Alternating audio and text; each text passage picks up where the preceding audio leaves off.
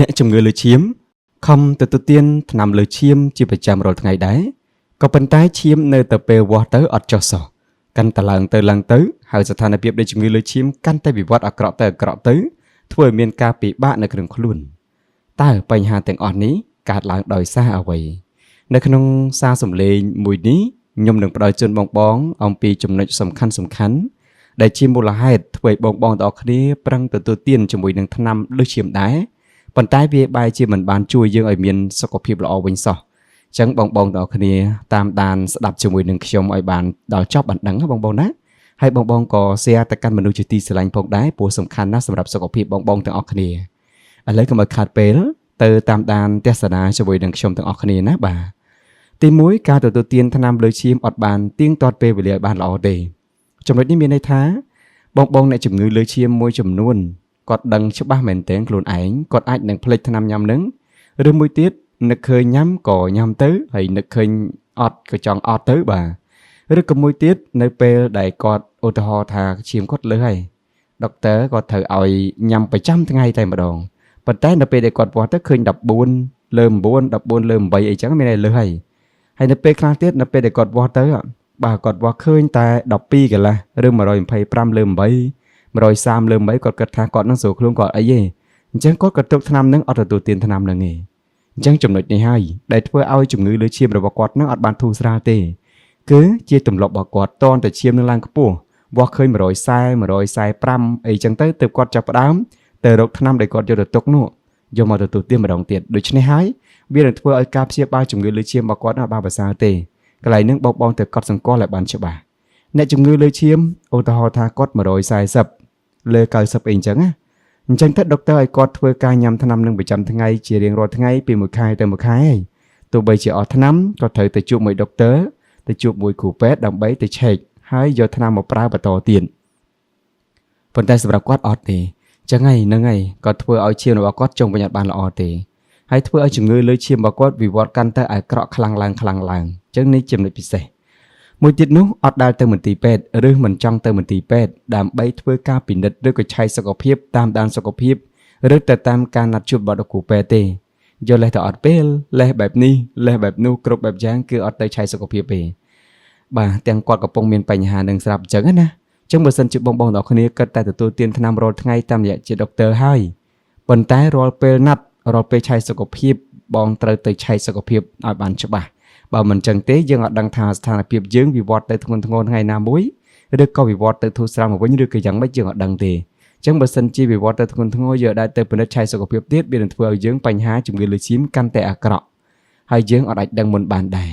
អញ្ចឹងអ្នកដែលមានបញ្ហាលើឈាមសូមទៅពិនិត្យពីគ្រូជាមួយគ្រូពេទ្យឲ្យបានច្បាស់លាស់ទៀងទាត់ល្អដើម្បីបញ្ជាការទទួលទានថ្នាំរាល់ថ្ងៃឲ្យអត់ប្រយោជន៍អញ្ចឹងកន្លែងហ្នឹងបងទាំងអស់គ្នាត្រូវចងចាំណាលក្ខណៈពិសេសទី3សម្រាប់អត់លក់ឬសម្រាប់បានគ្រប់គ្រាន់ការសម្រាប់អត់លក់អត់បានគ្រប់គ្រាន់នេះគឺត្រូវបានផ្សារភ្ជាប់ទៅនឹងជំងឺលើឈាមរបស់អ្នកហើយនឹងបេះដូងរបស់អ្នកផងដែរយូរទៅការគេអត់លក់ឬគេមិនគ្រប់គ្រាន់នេះ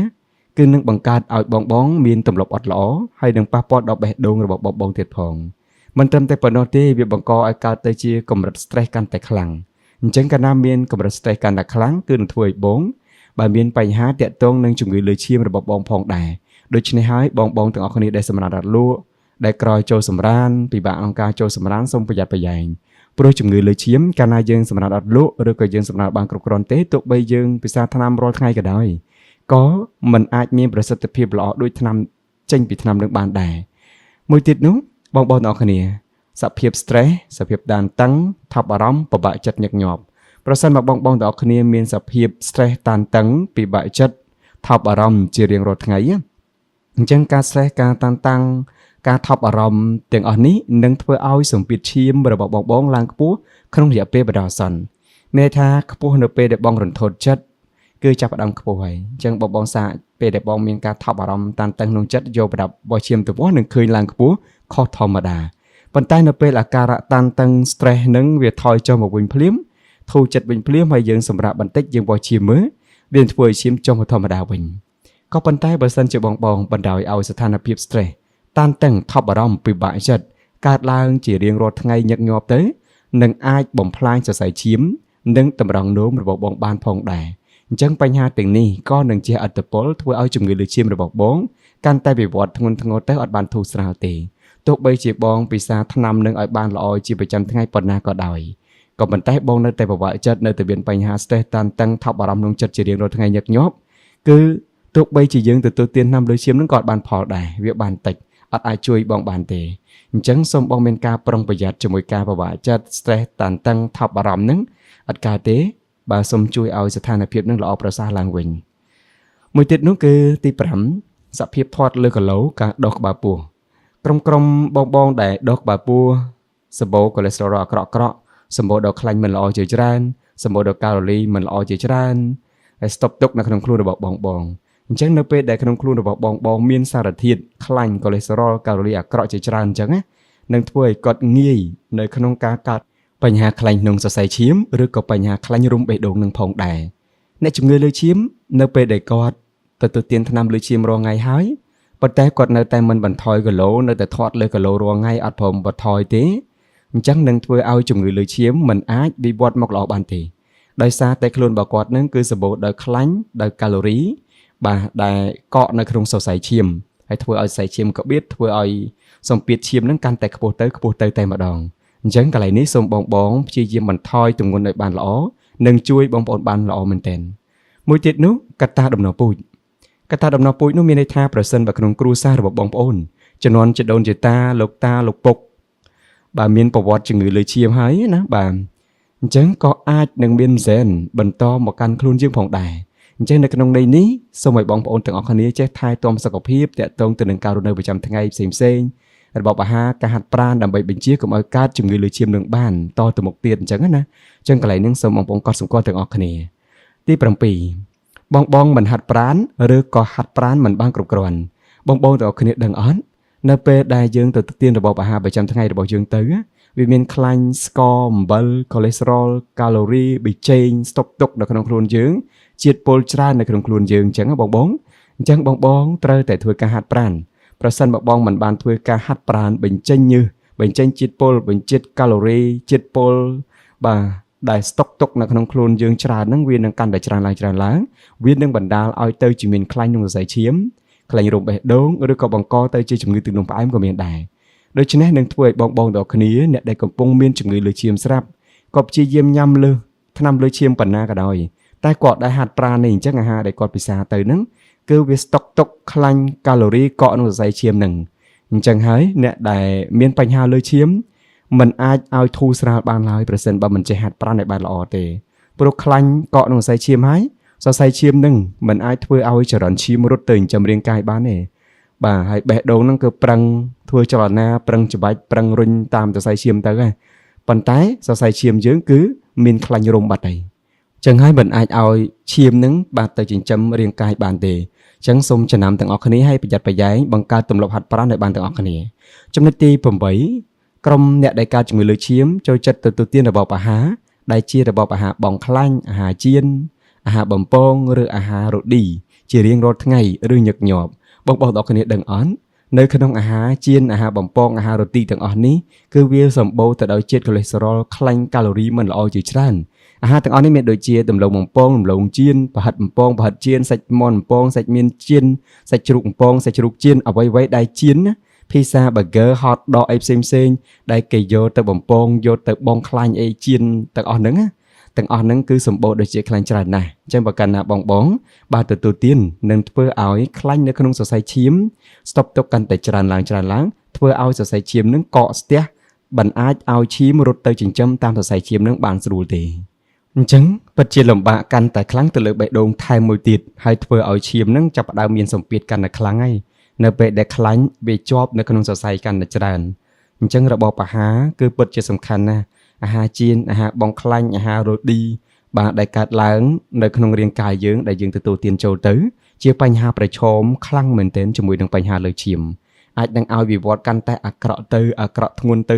តែម្ដងអញ្ចឹងសូមបងជៀសវាងឲ្យផុតជាមួយនឹងការពិសាអាហារបំពងអាហារបង់ខ្លាញ់អាហារចៀនឬក៏រ៉ូឌីនេះឲ្យបានល្អ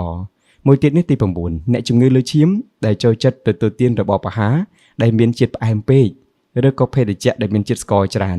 ការទទួលទានរបស់អាហារដែលសម្បូរដោយជាតិផ្អែមច្រើនភេទជ្ជៈដែលមានជាតិស្ករច្រើននេះលើសពីតម្រូវការរាងកាយរបស់បងនិងបណ្ដាលឲ្យសម្ពាធឈាមនៅក្នុងខ្លួនរបស់បងកើនឡើងពីមួយថ្ងៃទៅមួយថ្ងៃផងដែរចឹងបងដឹងអត់ថាទោះបីជាបងទទួលទានថ្នាំលើឈាមរងថ្ងៃក៏ដោយក៏ប៉ុន្តែបងញ៉ាំរបស់អាហារដែលផ្អែមដិតឬក៏ទឹកភេទជ្ជៈដែលសម្បូរដោយជាតិស្ករខ្លាំងណាលើសពីតម្រូវការរបស់រាងកាយក៏មិនអាចឲ្យថ្នាំលើឈាមហ្នឹងក៏មិនអាចទៅជួយព្យាបាលជំងឺលើឈាមបងបានទាំងស្រុង 100% ដែរអញ្ចឹងនឹងមានផលប៉ះពាល់ជាច្រើនដែលធ្វើឲ្យបងទទួលទានថ្នាំលើឈាមហើយប៉ុន្តែអត់បានផលទេអញ្ចឹងកន្លែងនេះសូមបងជៀសវាងការទទួលទានអាហារដែលផ្អែមដិតអាហារសម្បូរជាតិស្ករបាទនឹងអាចជួយបងបានហើយចំណុចទី10បងដែលកើតជំងឺលើឈាមហើយញ៉ាំគ្រឿងស្រវឹងញឹកញាប់ជាប្រចាំថ្ងៃនឹងមានផលប៉ះពាល់ធ្វើឲ្យមានងាយដាច់សរសៃឈាមខួរក្បាលគាំងបេះដូងយ៉ាងងាយបំផុតការទទួលទានគ្រឿងស្រវឹងគឺត្រូវបានផ្សារភ្ជាប់ទៅនឹងការបង្កើនកម្រិតជាតិខ្លាញ់នៅក្នុងឈាមរបស់បងបានច្រើន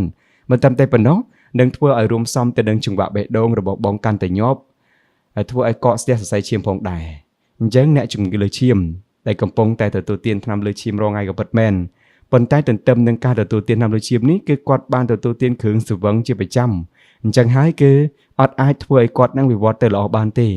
គាត់ទទួលទានគ្រឿងស្រវឹងផងញ៉ាំថ្នាំលើឈាមផងនិងបង្កឲ្យទៅជាធ្ងន់ធ្ងរទៅដោយរោគសញ្ញាដែលគាត់បានជួបចឹងដែរអញ្ចឹងសូមបងមានការប្រុងប្រយ័ត្នអ្នកដែលកើតជំងឺលើឈាមហើយបើអាចកិច្ចបានគឺកិច្ចទៅរឿងគ្រឿងស្រវឹងនឹងវាមិនមានអ្វីល្អសម្រាប់សុខភាពរាងកាយយើងទេសូម្បីតែអ្នកអត់លើឈាមហ្នឹងកុំទទួលទានកាត់បន្ថយគឺកាន់តែល្អបងទាំងអស់គ្នាមួយទៀតនោះទី11អ្នកជំងឺលើឈាមដែលចូលចិត្តទទួលទានរបស់អាហារដែលសម្បូរខ្លាញ់ឆ្អែតច្រើនបងដឹងអត់ថាខ្លាញ់ឆ្អែតគឺជាខ្លាញ់ដែលបង្កផលប៉ះពាល់និងគ្រោះថ្នាក់ដល់សុខភាពរបស់បងច្រើនណាស់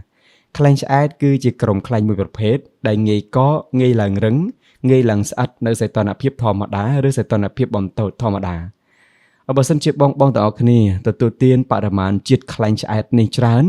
គឺនឹងបង្កើតហានិភ័យនៃកម្រិតកាឡូរីខ្ពស់នៅក្នុងសរសៃឈាមរបស់បងនឹងធ្វើឲ្យមានកំណកឈាមរហូតដល់គាំងបេះដូងអញ្ចឹងសូមបងជៀសវាងការបរិភោគខ្លាញ់ឆ្អែតនេះហើយអាហារដែលសម្បូរជាតិខ្លាញ់ឆ្អែតមានដូចជាខ្លាញ់ជ្រូកសាច់ជាប់ខ្លាញ់ស្បែកមាន់ស្បែកជ្រូកស្បែកគោសាច់ចៀមជាដើមម្យ៉ាងវិញទៀតក៏មាននៅក្នុងដូចជា cheese burger cream margarine ខ្ទិះដូងឬក៏មាននៅក្នុងកាកខ្លាញ់បងដែលចំហៀវខ្លាញ់នៅសល់កាកខ្លាញ់យើងយកកាកខ្លាញ់នឹងទៅដាក់ជាមួយសម្លឬក៏ដាក់ជាមួយនឹងទឹកស៊ីអ៊ីវអីផ្សេងហើយយកទៅពិសាហ្នឹងណាបាទអញ្ចឹងអាហារទាំងអស់នេះគឺសម្បូរដោយខ្លាញ់ឆ្អែតច្រើនអញ្ចឹងសូមបងជៀសវាងជាពិសេសតែម្ដងគឺអ្នកដែលកំពុងមានបញ្ហាលើឈាមស្រាប់ហើយកំពុងតែពិសាបាទថ្នាំលើឈាមស្រាប់តែម្ដងហ្នឹងគឺត្រូវតែប្រុងប្រយ័ត្នឲ្យខ្ពស់មែនទែនបាទអញ្ចឹងជាមូលហេតុដែលធ្វើឲ្យគាត់មិនអាចវិវត្តទៅល្អបានទេបាទវិវត្តកាន់តែអាក្រក់ទៅដោយសារតែការទទួលទានមិនដឹងថាមូលហេតុនេះឯងចំណុចទី12អ្នកជំងឺលើឈាមដែលចូលចិត្តទទួលទានអាហារដូចជាអាហារជ្រក់ឬក៏របស់ផ្អាប់ផ្សេងជ្រក់កំប៉ុងស្រាប់ដែលគេផលិតមកស្ពៃកំប៉ុងជ្រក់កំប៉ុងហ្នឹងឬក៏ជ្រក់សសក់ជ្រក់ស្ពៃជ្រក់សណ្តែកបដរជ្រក់បន្លែផ្សេងដែលគេធ្វើលក់ណានៅក្នុងជ្រក់ទាំងអស់ហ្នឹងគឺសម្បូរដោយសារធាតុអំបិលជាតិអំបិលនឹងប្រៃខ្លាំងមែនទែនអញ្ចឹងពេលដែលបងពិសាទៅបងគិតថាល្មមណាបាទជ្រក់ហ្នឹងជ្រក់កំប៉ុងហ្នឹងប៉ុន្តែការពិតប្រៃណាស់កម្រិតបរិមាណអំបិលគឺប្រៃអញ្ចឹងបងទទួលទានក្រុមជ្រក់ក្រុមគ្រឿងផ្អាប់ទាំងអស់នឹងចូលទៅកាន់ខ្លួនបងគឺនឹងជះឥទ្ធិពលទៅដល់សម្ពាធឈាមរបស់បងកាន់តែអាក្រក់ជាពិសេសគឺអ្នកដែលមានជំងឺលើឈាមស្រាប់តែម្ដងអញ្ចឹងនៅពេលដែលបងទទួលទានថ្នាំលើឈាមហើយគាត់ចូលចិត្តពិសាជ្រក់ជីញឹកបាទចឹងមួយថ្ងៃក៏ពិសាជ្រក់មួយចានអីចឹងទៅមានត្រីជាតិមកអាហារជាតិអាហារអំពងបន្ថែមទៀតឲ្យបាយទៀតចឹងទៅចឹងនៅពេលគាត់ទទួលទានបែបនឹងជាប្រចាំរាល់ថ្ងៃនឹងធ្វើឲ្យការទទួលទានថ្នាំលើឈាមរបស់គាត់គឺអត់សូវបានផលទេនឹងធ្វើឲ្យការលើឈាមនឹងកាន់តែធ្ងន់លើសដើមអញ្ចឹងសូមបងកាត់បន្ថយជៀសវាងអាហារផ្អាប់ជ្រក់ទាំងអស់នេះគឺនឹងជួយបងទាំងអស់គ្នាសុខភាពបងបានល្អប្រសើរមួយទៀតនោះទី13ក្រុមអ្នកជំងឺលើឈាមដែលមានជំងឺតម្រងនោមជំងឺខ្លាញ់រោមបេះដូងឬជំងឺខ្លាញ់រោមសរសៃឈាមឬក៏ជំងឺធាត់លើសគីឡូដូចខ្ញុំជម្រាបពីខាងដើមនិងមានជំងឺទឹកនោមផ្អែមយូរឆ្នាំប្រសិនបើអ្នកជំងឺលើឈាមមានជំងឺទាំងអស់នេះដូចខ្ញុំបញ្ជាក់ជូនមិញហ្នឹងរួមផ្សំគ្នាចឹងពេលដែលគាត់ទទួលទានថ្នាំលើឈាមគឺនឹងធ្វើឲ្យគាត់នឹងមិនងាយបានធូរស្រាលមកវិញទេចឹងបងកត់ចំណាំកន្លែងនឹងដែរឬមួយទៀត បងដឹងថាខ្លួនឯងនឹងកំពុងកើតជំងឺលើឈាមហើយប៉ុន្តែអត់ដែលទៅពេទ្យទៅពិនិត្យរកជំងឺផ្សេងទេ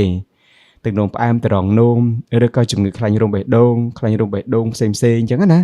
ឬជំងឺអ្វីផ្សេងទៀតហ្នឹងអត់ដែលទៅពិនិត្យទេអញ្ចឹងគាត់មានទុកជំងឺផ្សេងអត់ដឹងខ្លួនអាហ្នឹងក៏ជាមូលហេតុមួយទៀតដែលធ្វើឲ្យគាត់ញ៉ាំថ្នាំលើឈាមហើយប៉ុន្តែបានធូរស្រាលទេអញ្ចឹងកន្លែងហ្នឹងសូមបងប្រយ័ត្នដូចគ្នាដែរទី14ក្រុមអ្នកជំងឺលើឈាមដែលចូលចិត្តទទួលទានកាហ្វេអ៊ីន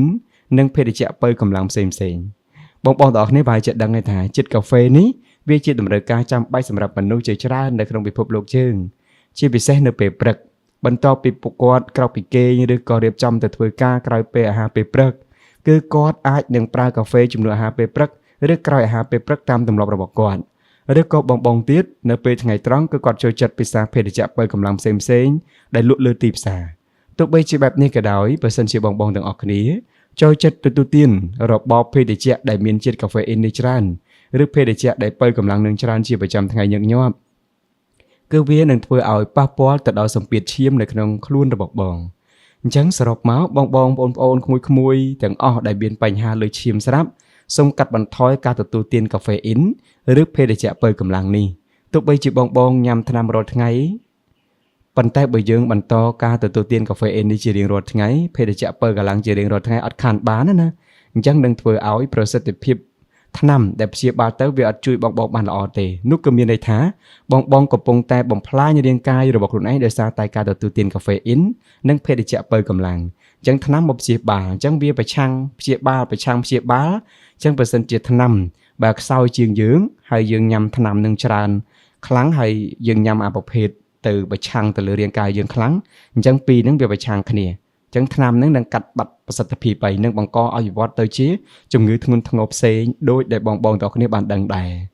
មួយទៀតនោះទី15ក្រុមអ្នកជំងឺលើឈាមដែលចូលចិត្តពិសានំប៉័ងជារបបអាហារញឹកញាប់ឬប្រចាំថ្ងៃ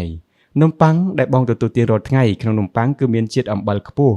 ជាតិប្រៃនឹងច្រើនអញ្ចឹងនំប៉័ងមិនមែនជាអាហារល្អសម្រាប់បងទាំងអស់គ្នាទេប៉ុន្តែបងលើឈាមបងដែលមិនទាន់លើឈាមកុំប្រសានំប៉័ងជាប្រចាំជាប់រាល់ថ្ងៃបើសិនជាប្រសាជាប់រាល់ថ្ងៃវានឹងបង្កើនបរិមាណកម្រិតជាតិប្រៃនៅក្នុងខ្លួនធ្វើឲ្យមានបញ្ហាអាស័យឈាមធ្វើឲ្យងាយកើតបញ្ហាលើឈាមនឹងឬក៏អ្នកលើឈាមស្រាប់វិវត្តទៅធ្ងន់ផងដែរអញ្ចឹងហើយអ្នកដែលមានជំងឺលើឈាមស្រាប់ហើយគាត់មានទម្លាប់មួយយកទៅពិសានំប៉័ងជាច្រើនញឹកញាប់ជារៀងរាល់ថ្ងៃដែលហៅថាទម្លាប់របស់គាត់អញ្ចឹងណាអញ្ចឹងទាំងដែលគាត់ដឹងថានំប៉័ងមានជាតិប្រៃមានផលប៉ះពាល់ទៅដល់សម្ពាធឈាមរបស់គាត់អញ្ចឹងសូមធ្វើការកាត់បន្ថយឬក៏កុំសូវបាទឬក៏ជៀសវាងការទទួលទាននំប៉័ងនឹងទៅដើម្បីឲ្យការទទួលទានថ្នាំរបស់បងនឹងឲ្យបានល្អបើសិនជាបងនៅតែបន្តទទួលទាននំប៉័ងច្រើនតាមទម្លាប់រាល់ថ្ងៃមួយថ្ងៃ2 3ដើមឬគឺជារៀងរាល់ថ្ងៃអញ្ចឹងទៅធ្វើឲ្យសម្ពាធឈាមកាន់តែអាក្រក់ខ្លាំងឡើងទី16បងដែលជក់បារីលើឈាមហើយពិសាបារីជក់បារីជាប្រចាំបងដឹងអត់ជាតិនីកូទីននៅក្នុងផ្សែងបារីគឺងាយបង្កើតសម្ពាធឈាមនិងបង្កើនចង្វាក់បេះដូងរបស់បងបានច្រើនណាស់មិនត្រឹមតែប៉ុណ្ណោះនឹងធ្វើឲ្យសរសៃឈាមរបស់បងរួមតូចនិងធ្វើឲ្យអញ្ចាំងសរសៃឈាមរបស់បងគឺឡើងរឹងដែលជាមូលហេតុធ្វើឲ្យឈាមរបស់បងអាចកកឬក៏អាចស្ទះបានផងដែរវានឹងនាំឲ្យបេះដូងរបស់បងគឺពិបាកនៅក្នុងការធ្វើការដែលធ្វើឲ្យងាយកើតទៅជាជំងឺដាច់សរសៃឈាមខួរក្បាលជំងឺគាំងបេះដូងបានយ៉ាងងាយបំផុតអញ្ចឹងអ្នកដែលមានជំងឺលើឈាមស្រាប់ហើយគាត់ត្រូវតែបន្តការជក់បារីគឺនឹងធ្វើឲ្យជំងឺលើឈាមវិវត្តកាន់តែធ្ងន់ធ្ងរទៅអញ្ចឹងសូមប្រុងប្រយ័ត្នចឹងនៅក្នុងវីដេអូមួយនេះបង្ហាញជូនបងប៉ុណ្ណឹងសម្រាប់បងដែលមានបញ្ហាក្លិនមាត់ឬក៏រមាស់កន្ទោរោស្បែកដោយសារកត្តាថ្លើមនិងកត្តារំលាយអាហារមិនល្អប្រក្រតីនោះក៏សូមក្រុមជួយបងមកទទួលយកផលិតផលមួយដែលមានឈ្មោះថា Diva Plus នេះជាផលិតផលស្តង់ដារសហរដ្ឋអាមេរិកមួយកំប៉ុងតម្លៃរបស់គាត់គឺ$38បាទមួយកំប៉ុងណាបាទហើយបងពិសាបានរហូតដល់ទៅ1ខែហើយបងទាំងអស់គ្នាទទួលយក Diva Plus ទៅប្រើអាចជួយទៅលើរាងកាយរបស់បងពីព្រោះ Diva Plus នេះជាប្រភេទវីតាមីនណាបងទាំងអស់គ្នាបាទជាប្រភេទ social ទុនទេបាទជួយទៅលើបញ្ហាថ្លើមទៅលើបញ្ហារមាស់ជាពិសេសគឺរមាស់កន្ទោរោស្បែកគ្រប់ប្រភេទហើយនឹងបញ្ហាក្លិនជាពិសេសគឺក្លិនមាត់ក្លិនខ្លួនក្លិនសាដែលកាត់ឡើងហើយព្យាបាលអត់ជាហ្នឹងបងមកទទួលយក Diva Plus នេះទៅប្រើចុះប្រសិទ្ធភាពខ្ពស់តម្លៃសមរម្យមានការទទួលស្គាល់ពីសម័យក្រសួងទាំងសងខាងអរគុណបងប្អូនទាំងអស់គ្នាជួបខ្ញុំសំណាងចក្រានៅវីដេអូក្រោយ